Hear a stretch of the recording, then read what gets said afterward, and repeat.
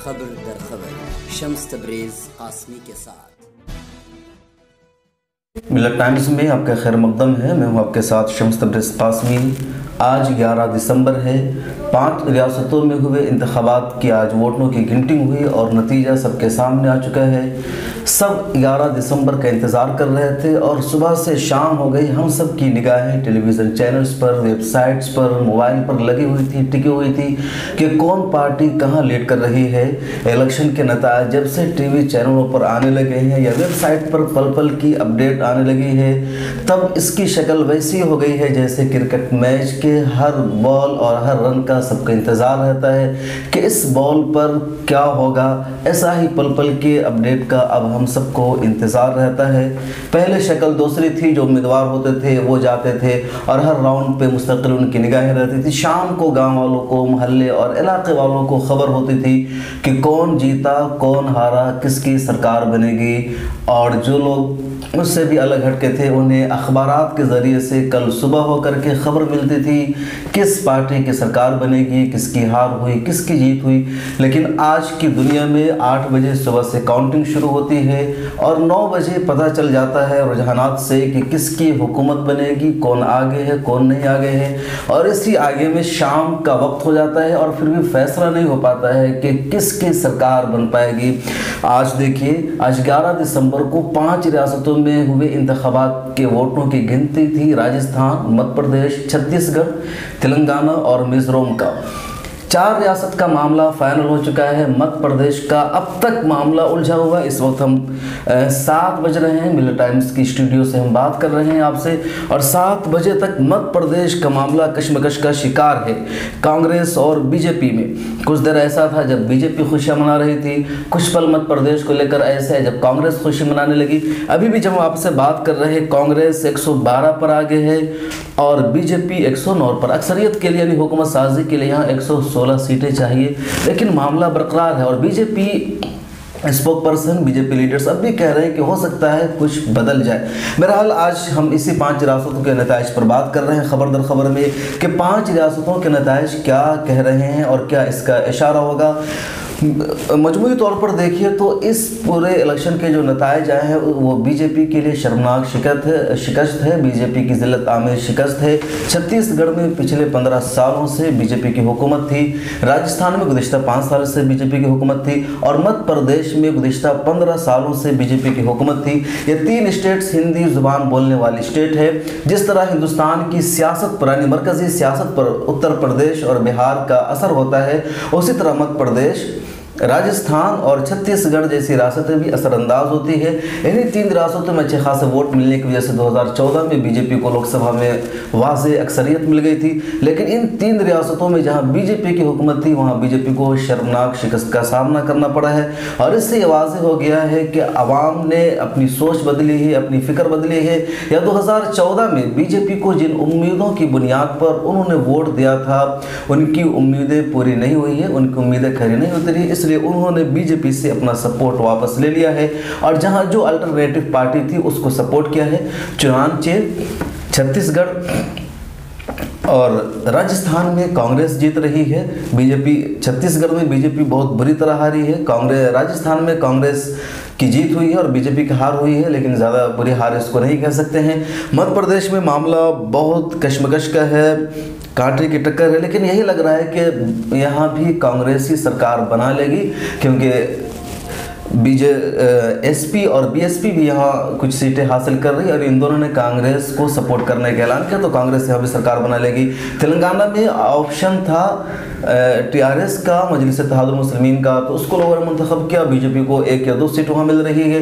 मिजोरम में भी बीजेपी को लोगों ने मुस्तरद कर दिया है। तो 5 रियासतों के नताइज है और 5 रियासतों की पूरी सूरत हाल क्या है आज हम खबर दर खबर में मुख्तसर से आपको ये बता देते हैं, फिर बात करेंगे कि इन रियासतों के नताइज का क्या असर होगा, 2019 में इसका क्या फ़र्क पड़ेगा और क्या जो रियासतों के जो नताइज आए हैं यानी 5 रियासत, पहला मौका यूँ कह लीजिए 2014 के बाद बीजेपी मुसलसल जीत रही थी 2014 के बाद महाराष्ट्र में इंतखाब हुआ, गोवा में इंतखाब हुआ, उसके बाद उत्तर प्रदेश का इंतखाब हुआ, गुजरात इंतखाब हुआ। जहाँ जहाँ इंतखाब होते रहे बीजेपी जीतती रही, सिवाय चंद ऐसी रियासतें हैं जहाँ बीजेपी नहीं जीत पाई, जैसे पंजाब कह लीजिए या कर्नाटक कह लीजिए। कर्नाटक में बीजेपी यूँ कहिए कि जीत कर हार गए। तो चंद रियासतें जहाँ बीजेपी नहीं जीत पाई, वरना हर जगह वो जीत रही थी। ऐसे में कांग्रेस में मायूसी थी, कोई खुशी की खबर नहीं मिल रही थी। पहला मौका है जब बीजेपी 5 रियासतों में हुए इलेक्शन में एक में भी नहीं जीत पाई और उसका सोपरा साफ हो गया है। कांग्रेस 3 में जीत गई है, जश्न का माहौल है। तो क्या आपको लगता है कि ये आवाम बदज़न हो चुकी है मोदी सरकार से, और जो मोदी सरकार की पॉलिसी थी मंदिर की नफरत की, गौकुशी की, मजहब के नाम पर लोगों को लड़ाने की, रोज़गार फराहम न करने की, या नोटबंदी करके जीएसटी ला करके जिस तरह आवाम को परेशान किया गया, आवाम ने अंदाज़ा लगा लिया कि मोदी सरकार कुछ नहीं कर सकती है, इनके पास करने के लिए कुछ नहीं है, न इनके पास अच्छे लोग हैं, न इनके पास काम करने का जज्बा है, न टैलेंट है। ये लोग सिर्फ अल्फाज में, जुमलों में लोगों को उलझा कर रखते हैं, और इसलिए आवाम ने इस मरतबा हिमायत वापस ले ली है। लेकिन जो हिमायत वापस आवाम ने ली है कोई ज़्यादा बड़ी तादाद में नहीं ली है, अब भी अच्छा खासा वोट फीसद बीजेपी का है। इसलिए आज हम आपको वोट फीसद भी बताएंगे कि इसका कितना वोट फीसद आया है। तो आइए पहले हम जानते हैं कि किस रियासत में क्या हो रहा है। सबसे पहले हम राजस्थान की बात करते हैं, जहां 2013 में कांग्रेस हार गई थी और बीजेपी की जीत हुई थी। वहां देखते हैं क्या सूरत हाल। राजस्थान की सूरत हाल अभी ये है कि राजस्थान में कांग्रेस को 101 सीटें मिल रही है, बीजेपी 74 पर है। राजस्थान में कुल 199 सीट है, जिसमें अक्सरियत के लिए यानी मेजोरिटी के लिए 101 सीटें चाहिए, और बासानी कांग्रेस इसे हासिल कर चुकी है या कर लेगी। 2013 में कांग्रेस को यहाँ सिर्फ 21 सीटें मिली थी और बीजेपी को 163 सीटें मिली थी। हालांकि उससे पहले यानी कांग्रेस से इख्तिदार छीना था बीजेपी ने। तो बीजेपी की जो हार है कांग्रेस के मुकाबले में ज़्यादा शर्मनाक हार नहीं है, लेकिन कांग्रेस ने वापसी की है। राजस्थान के बारे में कहा जाता है कि वो ऐसी रियासत है जहां 1 साल यानी 5 साल बीजेपी रहती है, 5 साल कांग्रेस रहती है। राजस्थान का वोट फीसद क्या है हम आपको ज़रा वो भी बता देते हैं। राजस्थान में इस मरतबा कांग्रेस को 39% वोट मिले हैं, जबकि बीजेपी यानी भारतीय जनता पार्टी को 38% वोट मिले हैं। यानी वोट फीसद का अगर एतबार किया जाए तो सिर्फ 1 से 2% का फ़र्क रह गया है बीजेपी और कांग्रेस में। बहरहाल कांग्रेस के खिलाफ जो एक मूवमेंट बन गया था और बीजेपी कह रही थी कि कांग्रेस मुक्त भारत बना देंगे, तो इस माना कर ये बीजेपी को मुँह की खानी पड़ी है और कांग्रेस ने दिखा दिया है कि हम मुक्त भारत नहीं, हमें कोई मुक्त भारत नहीं बना सकता है। बात करते हैं मध्य प्रदेश की कि वहाँ की क्या सूरत हाल है। मध्य प्रदेश की जो सूरत हाल है वो भी अजीब। मध्य प्रदेश में अभी कन्फ्यूज़न का मसला बरकरार है। मध्य प्रदेश में कुल 203 सीटें हैं। 203 सीटों में से मेजोरिटी के लिए 116 सीटें चाहिए। अभी की जो सूरत हाल उसमें कांग्रेस 112 सीटों पर आगे है, बीजेपी 109-10 कर रही है। तो उम्मीद यही कि कांग्रेस सरकार बना लेगी, लेकिन फिर भी कुछ भी हो सकता है। 100% इसके बारे में हम नहीं कह सकते हैं। यहाँ 15 सालों से बीजेपी बरसर इक़्तिदार थी और 2013 का जो नतीजा है वो आप सुन लीजिए। 2013 में यहाँ कांग्रेस को सिर्फ 58 सीटें मिली थी और बीजेपी को 165 सीटें मिली थी। तो बीजेपी के कद में कमी आई है, लेकिन इतनी भी कमी नहीं आई जितनी कांग्रेस के आ गई थी। कांग्रेस वापसी कर रही है और बेहतर वापसी कर रही है। यहाँ का वोट फीसद क्या रहा वो हम आपको बता देते हैं। मध्य प्रदेश का जो वोट फीसद है वो तकरीबन बराबर है। बीजेपी का भी वोट फीसद है 41.2 और कांग्रेस का वोट फीसद है 41.1, यानी कांग्रेस का वोट फीसद कम है थोड़ा सा बीजेपी के मुकाबले में, लेकिन सीट के एतबार से 2-3 सीट कांग्रेस अभी आगे चल रही है। हतमी नतीजे क्या होगा वो आपको बाद में अंदाज़ा लग जाएगा। अभी इस वीडियो में और इस प्रोग्राम में तो हम नहीं बता सकते हैं कि हतमी नतीजा क्या है। एक और अहम रियासत जहां बीजेपी बुरी तरह हार गई है वो है छत्तीसगढ़। छत्तीसगढ़ की अगर हम बात करें तो वहाँ कुल 90 सीटें हैं और जीत के लिए यानी मेजोरिटी के लिए वहाँ 46 सीटें दरकार होती है। कांग्रेस को वहाँ 66 सीटें मिल गई है, जबकि बीजेपी 16 सीटों पर सिमट गई है। यहाँ पिछले 15 सालों से बीजेपी की हुकूमत थी। 2013 में यहाँ बीजेपी के पास 49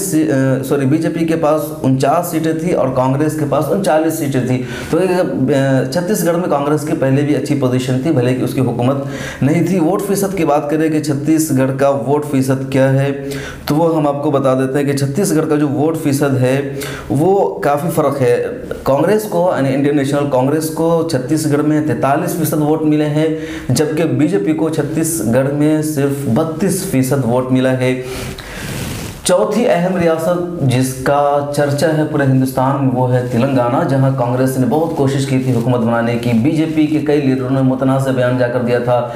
योगी आदित्यनाथ ने कहा था कि अगर बीजेपी की तेलंगाना में हुकूमत बन गई तो वैसे जैसे लोगों को हैदराबाद छोड़कर जाना होगा। उन्होंने तारीख का गलत हवाला देते हुए कह दिया था कि जैसा कि उस्मान अली हैदराबाद छोड़कर गए थे।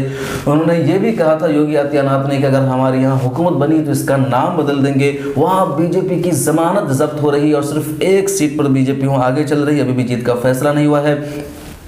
तेलंगाना में कुल 119 सीटें हैं। 119 सीटों में से मेजोरिटी के लिए 60 सीटें चाहिए और टीआरएस को इस मरतबा जो अच्छी खासी सीटें मिल गई, यानी अब तक का जो लेटेस्ट रिजल्ट्स है उसमें टीआरएस को 87 सीटें मिल चुकी है। मजलिस इत्तेहादुल मुस्लिमीन 7 सीटों पर जीत हासिल कर चुकी है। मजलिस इत्तेहादुल मुस्लिमीन ने अपने 8 उम्मीदवार खड़े किए थे, जिसमें से 7 की जीत का फैसला हो गया है। और मजलिस इत्तेहादुल मुस्लिमीन ने एक कांग्रेस के कैंडिडेट को हराया है, एक टीआरएस के बकिया 5 कैंडिडेट जो हारे हैं मजलिस इत्तेहादुल मुस्लिमीन से, वो सब के सब बीजेपी के कैंडिडेट थे। 2014 की बात करें तो 2014 में टीआरएस को जीत मिली थी, इतनी बड़ी जीत नहीं मिली थी। 2014 में टीआरएस के पास सिर्फ 63 एमएलए थे और कांग्रेस के पास उस वक्त 2013 में 37 एमएलए थे। लेकिन इस मरतबा कांग्रेस और जो अलायंस था टीडीपी के, उसके साथ कांग्रेस को सिर्फ 21 सीटें मिली। तो यानी कांग्रेस की जो सूरत हाल इस मरतबा तेलंगाना में बिल्कुल भी अच्छी नहीं है। मजलिस इत्तेहादुल मुस्लिमीन के पास 2013 में भी 14 में भी 7 सीटें थी और इस मरतबा भी 60 सीटें हैं। तो मजलिस इत्तेहादुल मुस्लिमीन की जो तस्वीर है वो यहाँ अच्छी है और काबिल ज़िक्र है, यानी उनको गलत नहीं ठहराया जा सकता है। तेलंगाना में वोट फीसद की हम बात करें तो टीआरएस को वोट फीसद तेलंगाना में 46% मिला है, यानी टीआरएस चंद्रशेखर राव की जो पार्टी है उसको 46% तेलंगाना में वोट मिला है। इंडियन नेशनल कांग्रेस को वहाँ 26% वोट मिला है, बीजेपी 7% वोट मिला है। मजलिस इत्तेहादुल मुस्लिमीन का जो वोट फीसद है वो 2.7% है। मतलब मजलिस इत्तेहादुल मुस्लिमीन ने 119 रियासत वाली असम्बली में 119 असम्बली वाली रियासत में अपने सिर्फ 8 उम्मीदवार खड़े किए, तो उसमें इसका जो वोट फीसद 2 है, तो यानी वोट फीसद जो है काफ़ी अच्छा है, काबिले जिक्र है। तीसरी रियासत जहां इलेक्शन हुआ वो है मिज़ोरम। आइए ज़रा मिज़ोरम के बारे में बात कर लेते हैं। मिज़ोरम में पिछले कई सालों से कांग्रेस की हुकूमत थी, लेकिन इस मरतबा वहां काया पलट गई है और कांग्रेस को वहां की लोकल पार्टी एमएनएफ ने बुरी तरह से शिकस्त से दोचार कर दिया है। जो ताज़ा अपडेट हुए है कि मिज़ोरम में कुल 40 सीटें हैं, मेजोरिटी के लिए 21 सीटें चाहिए और उसमें से एमएनएफ 26 सीटें हासिल कर चुकी है। कांग्रेस को सिर्फ 5 सीटें मिली है और 9 सीटें दूसरी पार्टियों को मिली है, जबकि 2013 में कांग्रेस के पास वहाँ 34 सीटें थी और एमएनएफ 5 सीट को सिर्फ 5 सीटें मिली थी। तो गोया कि बिल्कुल मामला उल्टा हो गया। जो तस्वीर 2013 में एमएनएफ की थी वो सूरत हाल इस मरतबा कांग्रेस की है और कांग्रेस 34 सीटों से जीती थी, लेकिन इस मरतबा एमएनएफ 26 सीटों से जीती मिला। जो बीच में सीटें बच रही है वो दीगर पार्टियों को मौका मिल गया इस मरतबा जीतने का। अगर वोट फीसद देखा जाए मिज़ोरम का तो भी खासा फ़र्क है उसमें। आइए पहले हम आपको वहाँ का वोट फीसद बता रहे हैं। मिज़ोरम के वोट फीसद की अगर हम बात करें तो वहाँ मिज़ोरम को 37% से ज़्यादा वोट मिले हैं, 37% से ज़्यादा वोट मिले, जबकि इंडियन नेशनल कांग्रेस को वहाँ 30% वोट मिला है। तो वोट फीसद देखा जाए तो तकरीबन जो पार्टी जीत रही है जहाँ कहीं भी या जो हुकूमत बना रही है उसका जो वोट फीसद है वो 40 और 45 के बीच में है और ये अमूमन होता है। तो ये वोट फीसद था 5 रियासतों की, ये नताइज थे जो हमने आपको बता दिए। ये एक मतलब ताज़ा अपडेट हम मध्य प्रदेश का देखते हैं और फिर उसके बाद हम आगे बात करेंगे इन इलेक्शनों के नताइज पर। जो लेटेस्ट अपडेट मध्य प्रदेश के वो यही है कि कांग्रेस फिलवक्त 111 सीटों पर आगे है और बीजेपी 110 पर है। कांटे की टक्कर है, किसकी हुकूमत बनती है वो हम सब कुछ देर बाद तक देख लेंगे या सुबह भी हो सकती है। लेकिन इन 5 रियासतों के नताइज में 3 रियासतों के नताइज सबसे अहम है मध्य प्रदेश, छत्तीसगढ़ और राजस्थान जहां कांग्रेस ने अच्छी वापसी की है। बीजेपी हंगामा कर रही थी, मोदी लहर का दौरा था, ये कहा जा रहा था कि मोदी लहर में हर कोई बह जाएगा और 2024 तक किसी भी पार्टी के आने की उम्मीद नहीं है।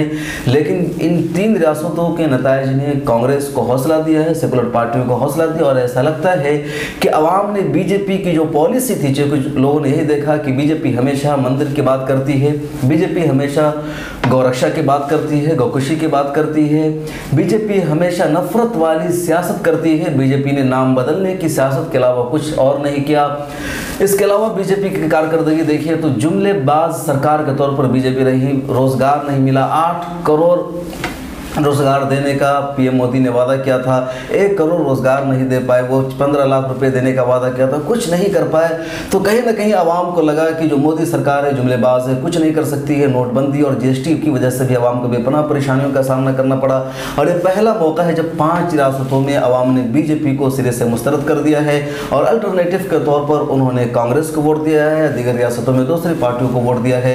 तो ये लगता है कि बीजेपी की जो पॉलिसी थी आवाम उसे मुस्तरद कर चुकी है। इसलिए बीजेपी को जायजा लेना होगा अपनी पॉलिसी का, अपने एजेंडे का, कि क्या वो सिर्फ राम मंदिर के एजेंडे पर, गौकुशी के एजेंडे के नाम पर, गाय के एजेंडे के नाम पर, या मुसलमानों, दलितों और पसमानदा तबकात को मारने के नाम पर, नफरत फैलाने के नाम पर ही इलेक्शन लड़ेगी या कुछ और करेगी। कम से कम ये तो समझना चाहिए हमारे वज़ीर-ए-आज़म मोदी को, योगी आदित्यनाथ को, तमाम लीडरान को कि अवाम ये सब चीज़ें नहीं चाहती है। मुल्क की अवाम संजीदा है, बावकार है। कांग्रेस को भी सोचना होगा, कांग्रेस के लिए अच्छी खबर है खासतौर से राहुल गांधी के लिए कि 2017 में आज ही की तारीख में यानी 11 दिसंबर को उन्होंने कांग्रेस के सदर का ओहदा संभाला। तो आज 1 साल जब पूरे हो रहे हैं, उनकी बरसी है, तो उन्हें एक अच्छी खबर मिली है और अपनी सदारत में, अपने ज़माने में उन्होंने कांग्रेस को जीत का तोहफा दिया है। लेकिन राहुल गांधी को अपनी पॉलिसी कुछ बदलनी पड़ेगी, अपनी जुबान पर कुछ कंट्रोल करना पड़ेगा और उन्हें समझना होगा किस तरह सियासत की जाती है। खुद इस इलेक्शन में उन्होंने असदुद्दीन ओवैसी के खिलाफ, मजलिस इत्तेहादुल मुस्लिमीन के खिलाफ और चंद्रशेखर राव के खिलाफ जिस तरह की तेलंगाना में जुबान इस्तेमाल की, अफसोसनाक जुबान थी, जिस तरह उन्होंने बीजेपी की बी टीम कहा, उसको सी टीम कहा और एक गुरूर और तकब्बुर वाली सियासत की इसकी गुंजाइश नहीं हो सकती है। राहुल गांधी को इसके अलावा 2019 को सामने रखना होगा और तकब्बुर से हटकर, गुरूर से हटकर इस जीत पर ज़रूरत से ज़्यादा खुश होने के बजाय तमाम लोकल और रीजनल पार्टियों को लेकर चलना होगा और अपने इत्तेहाद में सबको शामिल करना पड़ेगा, तभी 2019 में जीत मिल सकती है। यानी सोचना होगा कि बीजेपी को हराना भी इतना आसान नहीं है। ज़रूर बीजेपी की 5 रियासतों में शिकस्त हुई है, लेकिन इसके बावजूद बीजेपी इतनी आसान चीज़ नहीं है कि आप उसे हटा दें, क्योंकि बीजेपी का जो बैकग्राउंड है या बीजेपी का जो ज़मीनी सतह पर काम है वो बहुत मजबूत है। तो ज़मीनी सतह पर बीजेपी कांग्रेस से भी ज़्यादा मजबूत है, उसके पास पूरा आरएसएस का कैडर है, इसलिए बीजेपी से मुकाबला करने के लिए सबको साथ लेकर चलना होगा। जब तक इत्तेहाद नहीं होगा कामयाबी नहीं मिल सकती है। एक और बात जो आज सोशल मीडिया पर बहुत ज़्यादा वायरल हो रही है, बहुत ज़्यादा चीज़ें चल रही है, जो जोक बन रहे हैं वो हम आपको सुनाएंगे, लेकिन उससे पहले ईवीएम पर एक कमेंट ज़रूरी है। अपोजिशन पार्टियाँ हमेशा ईवीएम पर एतराज़ करती है, जब भी शिकस्त खाती है ईवीएम के सर फोड़ती है, कहती है कि ईवीएम की वजह से शिकस्त हुई और बीजेपी ने ईवीएम से छेड़छाड़ किया है। तो जो मुल्क का इंटेलेक्चुअल ग्रुप सैयदानिश वरान का तबका है, उनका एक बहस चल रही है कि बीजेपी ने इस मर्तबानी असेंबली इलेक्शंस में ईवीएम मशीन के साथ कोई छेड़छाड़ नहीं किया है, जो कतू रखा है, जिसकी वजह से कांग्रेस की जीत हो गई है। और इस जीत की वजह बनी है कि अब ईवीएम पर एतमाद बरकरार हो जाएगा कांग्रेस का, या किसी भी अपोजिशन पार्टी कहे कि ईवीएम सही है क्योंकि जीत मिलने के बाद उन्होंने उसको तस्लीम किया है और 2019 में फिर उसके साथ छेड़छाड़ करके बीजेपी जीत हासिल कर लेगी, क्योंकि बीजेपी का अगला हदफ 2019 है और उसे हिंदुत्व के एजेंडे को नाफिज करना है, मनुस्मृति के प्रोग्राम को लाना है, दलितों और पसमानदा तबकात और मुसलमानों के खिलाफ उन्हें बहुत बड़ा उनका एक प्लान है जिस पर उन्हें अमल करना है। तो ये कहा जा रहा है, इस पर क्या आप सोचते हैं, आपकी क्या राय है, आप हमें कमेंट करके ज़रूर बताइए। और अब आखिरी बात, जो आज 2 जोक चल रहा है, एक जोक ये चल रहा है कि बीजेपी का एजेंडा था, मैनिफेस्टो में था गाय तो रिजल्ट्स गोबर ही होगा, क्योंकि गाय गोबर ही रिजल्ट देती है। और दूसरा जो सबसे ज़्यादा चल रहा है वो ये कि कहीं पर योगी और मोदी की तस्वीर लगी है, तो कहीं पर योगी और अमित शाह की तस्वीर लगी हुई है। दोनों के हाथ में मोबाइल फ़ोन है। अमित शाह और मोदी फ़ोन कर रहे हैं योगी आदित्यनाथ को कि अब क्या करें आज के नतीजा की रोशनी में। तो योगी का जवाब आता है, कांग्रेस का नाम बदलकर बीजेपी रख दो। खबर दर खबर का ये प्रोग्राम देखने के लिए आपका बहुत शुक्रिया। 5 रियासतों के जो नताइज हैं, जो रिजल्ट्स हैं, इस सिलसिले में मज़ीद अपडेट और मज़ीद तासुरात तबसरा लेकर हम आपके सामने हाजिर होंगे दूसरे एपिसोड में। हमें देखने के लिए बहुत शुक्रिया। आपसे दरख्वास्त है कि अगर आप हमें फेसबुक पर देख रहे हैं तो पेज ज़रूर लाइक कीजिए और सी फर्स्ट में लगा लीजिए ताकि आपको हमारी हर अपडेट मिल सके। और यूट्यूब पर देख रहे हैं तो ज़रूर सब्सक्राइब कीजिए और बेल आइकन दबा लीजिए। ताज़ा तरीन ख़बरों के लिए आप मिल्लत टाइम्स की वेबसाइट लॉगिन कीजिए www.millettimes.com। उर्दू, हिंदी, इंग्लिश तीनों ज़बान में मौजूद है ये सर्विस। मिल्लत टाइम्स की मज़ीद वीडियोस देखने के लिए यहाँ क्लिक करके सब्सक्राइब करें और बेल आइकन को ज़रूर दबाएं ताकि आपको हमारी हर वीडियो का नोटिफिकेशन मिल सके।